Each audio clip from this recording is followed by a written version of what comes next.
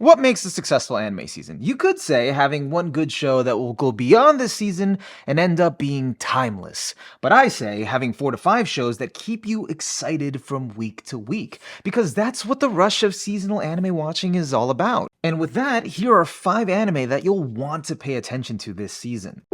Heavenly Delusion fed that craving in me for a post-apocalyptic anime. The world looks like it has fallen into chaos, resources are scarce, and people have become pieces of shit. It also raises all these questions not only with what the main characters are searching for, but also with these children being raised in some undisclosed part of the world in some futuristic-looking facility that doesn't seem to be affected by any of the hell outside. Throw in an intriguing mystery, monstrous abominations, and what looks like is going to be a great production, and you've got The Last of Us. And you've got what I think has all the makings of a show that'll keep you hyped and coming back to find out what happens every week. Having Mappa's name attached to something at this point is synonymous with hype action. Jujutsu Kaisen, Attack on Titan Final Season, Vinland Saga Season 2, Chainsaw Man, but unlike those other titles, I had not read or heard of Hell's Paradise beforehand, and the death row convict battle royale premise wasn't enough to really set it apart for me compared to other stuff I've watched before. So I had pretty normal, low expectations going in, but how they centered the whole premise on the main character's motivations for living is what sold me on it. Because the story itself was pretty straightforward as expected, and the main character being this nihilistic killing machine who himself seemed unkillable got me concerned that this would just turn out to be some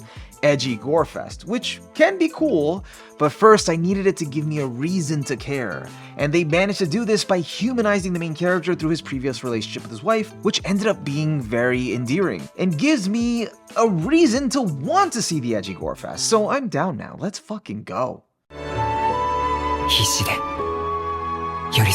This isn't out yet, but based on the trailer, it looks like it's going to be great production-wise, which is a good sign for the story, which appears to be this cozy-looking slice of life with some romance thrown in. Boy meets girl, they get to bond with each other, and from the looks of it, the female lead looks like she has a lot of personality, which might make for a fun dynamic between them. All in all, I think this might make for an enjoyable watch. I mean, just look at this. Look at this trailer. Look at these stars. I'm a sucker for visuals, what can I say? 大丈夫ですか? I actually really like this one so far. The first episode was pretty strong. It was cute and adorable and unexpectedly wholesome. There was no cheap drama based on misunderstanding that a show revolving around coming-of-age school life drama typically can fall into.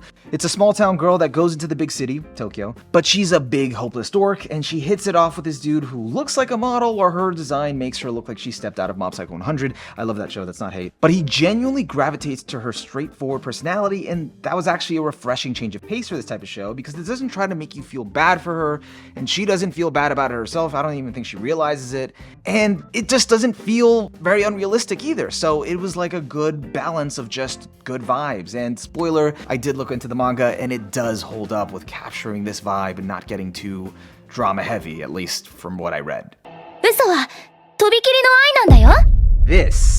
This is definitely the anime I'm most hyped about this season, and that's because of its focus on portraying the dark side of show business, specifically idol culture, which has definitely seen more of a global rise in recent years, so it's interesting to see that relationship between fans and idols be explored. It also has a premise that is a little out there at the beginning, especially when it exposes the lengths of the main character's obsession with his favorite idol, but it's not too hard to run with or look past after the story really gets going, because after all, this story is definitely not trying to show you healthy relationships.